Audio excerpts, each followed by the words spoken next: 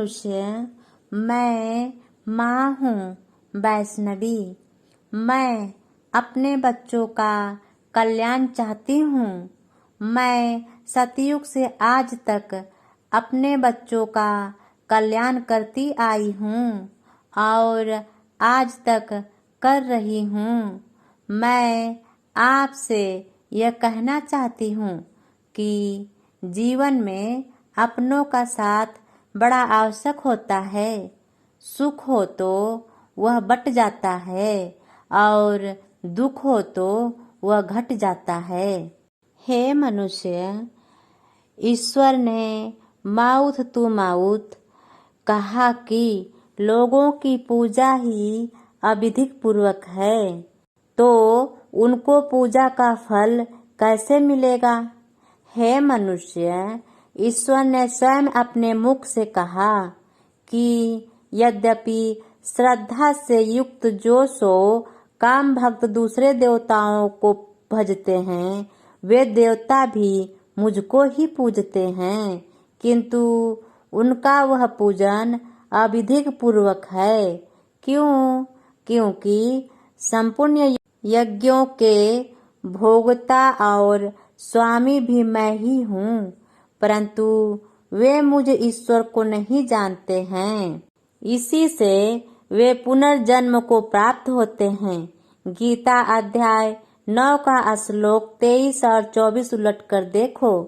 ईश्वर ने गीता अध्याय 7 का श्लोक 23 में कहा कि उन अल्प बुद्धि वालों का, यानी कि कम बुद्धि वालों के, अर्थात जिनकी बुद्धि कम हो, उन लोगों के लिए ईश्वर कहते हैं कि वह उस पूजन का फल नाशवान है।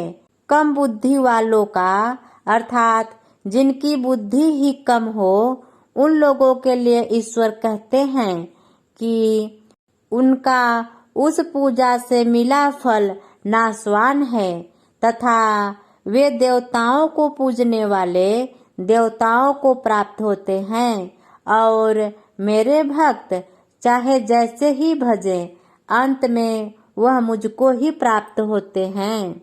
ईश्वर ने गीता अध्याय 9 के श्लोक 25 में कहा कि हे मनुष्य, देवताओं को पूजने वाले देवताओं को प्राप्त होते हैं, पितरों को पूजने वाले पितरों प्राप्त होते हैं, पितरों को पूजने वाले पितरों को प्राप्त होते हैं, भूतों को पूजने वाले भूतों को प्राप्त होते हैं और मेरा पूजन करने वाले भक्त मुझको ही प्राप्त होते हैं। इसीलिए मेरे भक्तों का पुनर्जन्म नहीं होता है। ईश्वर ने खुल्लम खुल्ला यह कहा कि ईश्वर जो है ना, उनकी भक्ति करने से भक्तों का पुनर्जन्म नहीं होता। ऐसे भक्तों का जन्म और मृत्यु से छुटकारा हो जाता है। उन भक्तों का आवागमन मिट जाता है।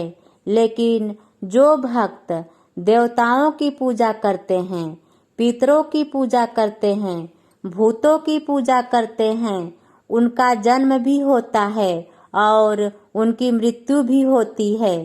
इस सत्य को जानने के बाद आपका मन क्या कहता है? या देवी देवताओं की पूजा करेंगे, या पितरों की पूजा करेंगे, या भूतों की पूजा करेंगे? फैसला आपके हाथों में है।